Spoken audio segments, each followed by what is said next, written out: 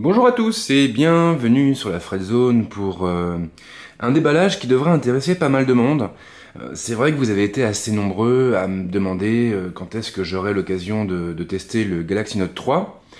Et j'ai donc fait des pieds et des mains pour trouver un exemplaire du terminal. Et c'est Orange Business Service qui m'a prêté un exemplaire de la nouvelle phablette de Samsung. Et ce que vous allez découvrir ici dans cette vidéo, eh bien, c'est tout simplement le déballage de la bête. Alors ici nous avons donc la boîte qui est assez soignée, qui change de la boîte blanche habituelle. Donc on a une boîte imitation bois, ce qui est assez rare, assez original. Sur le devant, on a une jolie étiquette qui nous prévient que ce produit est uniquement compatible avec une carte SIM émise par un opérateur de téléphonie mobile au sein de l'Europe. Alors ça c'est par rapport au zonage du Note 3. Le petit souci qu'il y a en fait, c'est que Samsung a décidé d'instaurer un zonage pour son téléphone, c'est-à-dire que concrètement, si vous l'achetez en Europe, vous devez, en tout cas la première fois, insérer une carte SIM européenne. Même chose en Asie, même chose ailleurs. Donc en réalité, c'est vrai que c'est assez restrictif. Mais Samsung a préféré mettre en place cette procédure pour éviter les imports. Voilà, pour éviter l'import. En tout cas, pour le limiter. Donc la boîte, c'est pas ce qu'il y a de plus intéressant. On va évidemment l'ouvrir. Sous le capot, nous avons directement le terminal que je vais mettre de côté pour l'instant. Ici, une trappe, un tiroir, qui dissimule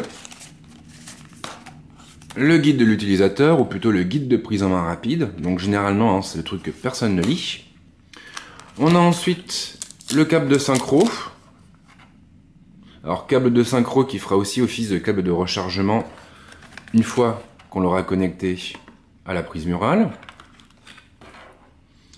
Nous avons ici le kit main libre, voilà, avec des écouteurs intra-auriculaires. Alors normalement, si je ne me trompe pas, on a également, alors c'est un petit peu emmêlé évidemment, mais voilà, ici, nous avons une télécommande qui nous permettra de contrôler le volume sonore, de mettre éventuellement la lecture musicale en pause, et de la reprendre, le cas échéant. Là, nous avons des embouts supplémentaires, parce que nous n'avons pas tous les mêmes oreilles, et non. Nous avons ici des mines pour le stylet, puisque de toute façon le Galaxy Note 3 reprend le même principe que les modèles précédents. Il est donc livré avec un stylet qui vient se cacher dans la coque. Et puis nous avons évidemment la batterie. Alors la batterie, je ne sais pas si vous le voyez à l'écran, on a la capacité qui se trouve juste ici, donc c'est une batterie de 3200 mAh. Alors je vous cache pas que durant le week-end, j'ai déjà testé le Note 3, pour voir un petit peu, pour faire mes muses, et j'étais très surpris par son autonomie. Alors surpris agréablement parlant, bien sûr, puisque j'ai réussi à attendre quand même les 2 jours sans recharge, ce qui est assez rare par les temps qui courent, et pour un smartphone comme le Note 3. Alors par rapport à sa fiche technique, on peut quand même rappeler que le Note 3 intègre un écran Super AMOLED Full HD de 5,7 pouces. Là-dessus, on a un Snapdragon 800 cadencé à 2,3 GHz. Nous avons également 3 Go de mémoire vive. La capacité de stockage, elle est de 32 Go, mais on a un port pour carte micro SD. Et puis évidemment, on a aussi un capteur de 13 mégapixels. Ensuite, compatibilité avec les réseaux de type 4G LTE, puce NFC. Donc on est sur du haut de gamme et sur des spécifications techniques, je dirais qu'on retrouve sur tous les superphones du marché.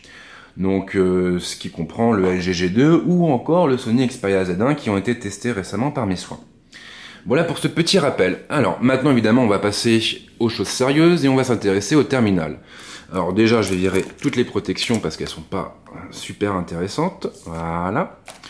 Alors déjà au niveau du gabarit on est quand même sur quelque chose d'assez imposant. Si je compare avec mon Z1 qui doit être quelque part dans ma poche, voilà, donc on a quand même un gabarit qui est plus imposant que le Z1, ce qui n'est pas vraiment étonnant, puisque nous avons ici un écran de 5 pouces 7 contre un écran de 5 pouces pour le Z1. Alors je trouve quand même que la différence n'est pas si notable que ça. Malgré tout, Samsung a quand même réussi à caser tous ses composants dans un boîtier aux dimensions extrêmement réduites. Alors ce qui passe évidemment par des bordures très fines autour de l'écran, plus fines que sur le Z1. Ce qu'on peut également signaler, hein, c'est la présence ici d'un bouton Home physique. On a deux boutons sensitifs de chaque côté, donc ça c'est le bouton pour le menu, d'accès au menu. Là on a le bouton de retour. Alors moi j'aurais préféré les boutons tactiles, mais bon, tant pis. Hein. Là nous avons ici les détecteurs, avec de ce côté-là une lettre de notification qui est inactive puisque le téléphone est éteint. Le logo du constructeur, donc ça, pas de grosse surprise. Sur la tranche gauche, hein, nous avons les deux boutons dédiés au contrôle du volume.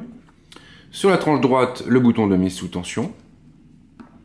Au-dessus, voilà, nous avons la prise jack. Et en dessous, nous avons le connecteur propre à Samsung, hein, c'est un connecteur propriétaire. Et effectivement, si je vais chercher mon petit câble, eh bien, je me rends compte que on ne peut pas mettre ce qu'on veut.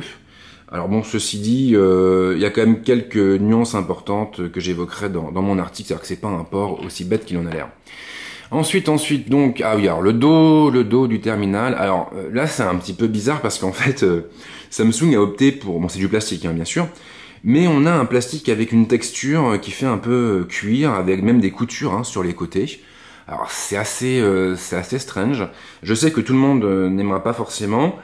Moi, au début, ça m'a fait vraiment tout bizarre, surtout après le Z1. Mais en fait, on s'y habitue assez vite. Et l'avantage du plastique, c'est que c'est quand même extrêmement léger. Et puis, c'est résistant et ça marque pas au niveau des traces de doigts. Donc ça, c'est quand même assez cool. Ici, nous avons le capteur de 13 mégapixels avec le flash. Et puis, c'est à peu près tout, hein, je crois. Alors, évidemment, sous la coque, puisqu'elle est amovible, voilà, on a d'autres choses. Alors donc, qu'est-ce qu'on a? On a l'emplacement pour la batterie, hein, déjà, d'ailleurs, hop, on va la mettre tout de suite.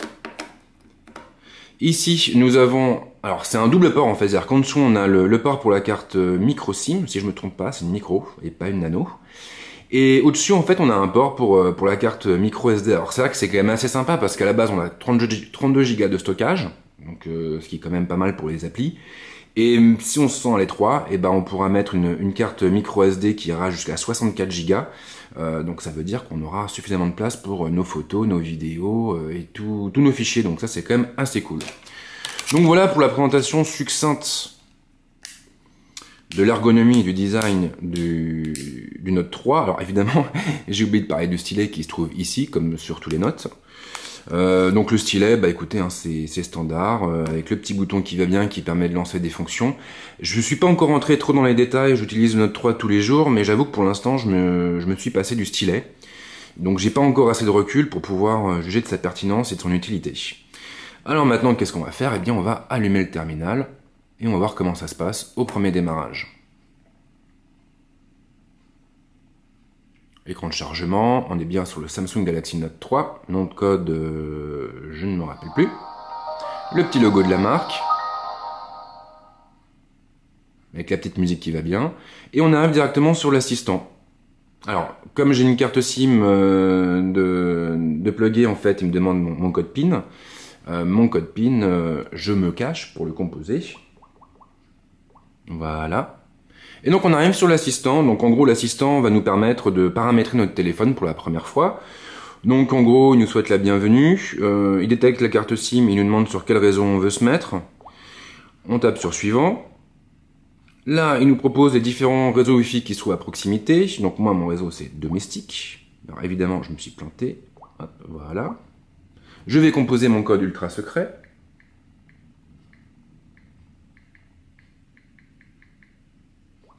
Voilà, je me connecte, j'attends qu'il récupère tout le tralala habituel. Il est connecté, on tape sur suivant. Donc les contrats habituels, hein, comme quoi on s'engage à pas porter le plainte contre Samsung si le téléphone nous explose à la gueule. C'est une joke. Alors là on peut paramétrer son compte Samsung. Moi j'ai pas de compte Samsung, je préfère utiliser mon compte Google.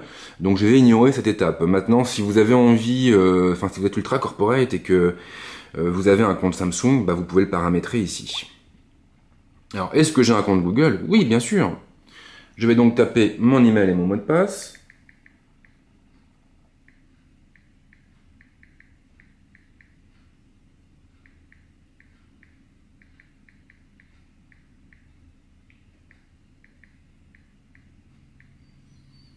J'accepte les conditions d'utilisation de Google. Il se connecte. Donc là, il me propose de sauvegarder mon terminal automatiquement sur les serveurs de Google, éventuellement d'importer sur ce téléphone les applications, les paramètres et tout ce que j'ai sauvegardé au préalable. Donc ça m'intéresse évidemment. Ici, je vais pouvoir gérer la localisation, l'activer ou non les services. Donc tout ça, je le laisse cocher. Alors par contre, recevoir les actualités de Google Play, ça ne m'intéresse pas. Je passe à l'étape suivante et là, il va me restaurer mes données. Donc qu'est-ce que ça veut dire? Eh bien, ça veut dire qu'il va me récupérer toute ma configuration, mais également mes applications. Donc ça, c'est quand même très confortable. Et c'est un avantage quand même qu'on a avec les comptes Google, avec Android. C'est qu'on n'a pas besoin de se casser la tête pour passer d'un téléphone à un autre. Donc là, il me demande mon nom et mon prénom. On laisse tel quel, je m'appelle bien comme ça. Ici, je vais pouvoir me connecter à mon compte Dropbox. Donc là encore, je me cache pour ne pas me faire pirater mes gentils fichiers. Ce serait un peu dommage.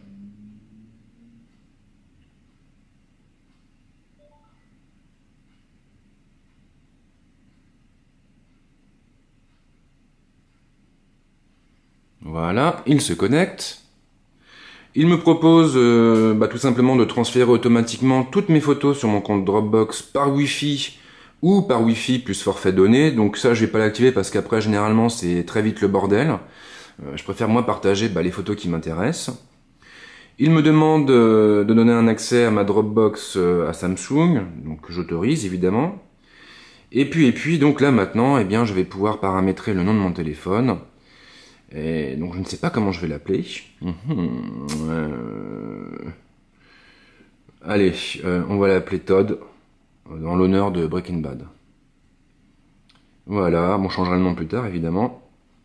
On tape sur terminer et on arrive directement sur l'écran d'accueil avec un assistant qui démarre et qui nous forme en fait au rudiment.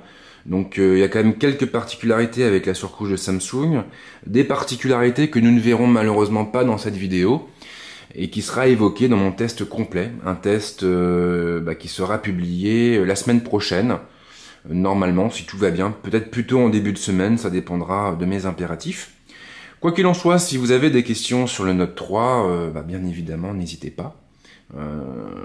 Les commentaires servent justement à ça. Et moi, je vous dis à très très vite sur la Friendzone. Ciao!